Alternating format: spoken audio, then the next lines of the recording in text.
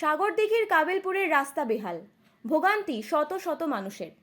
দীর্ঘদিনের সমস্যা কাবিলপুরের প্রায় 8 কিলোমিটার রাস্তার।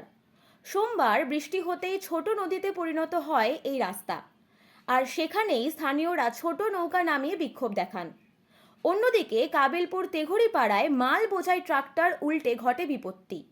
বন্ধ হয়ে পড়ে প্রায় 4 ঘন্টা রাস্তা চলাচল, যার ফলে যানজটের সৃষ্টি হয়।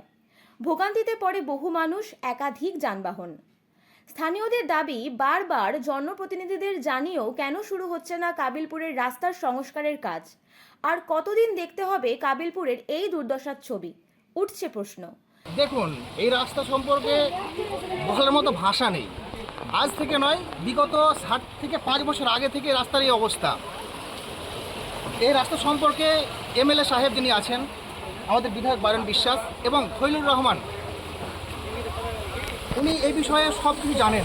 ওনাকে বারবার বলা হয়েছে, বলা সত্ত্বেও এখন পর্যন্ত কোনো এই রাস্তা সম্পর্কে কোনো কিছুই ভাবেননি, কোনোভাবে তৎপর হননি।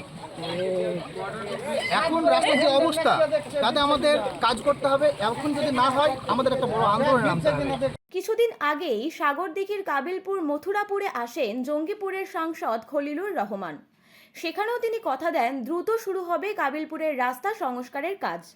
কিন্তু নেমে এলো বর্ষা, একের পর এক দুর্ঘটনা। আবার কোথাও ছোট নদীতে পরিণত হচ্ছে কাবিলপুরের রাস্তা। নাজেহাল এলাকার মানুষ। কখন শুরু হচ্ছে কাজ, সেটাই এখন দেখার বাকি।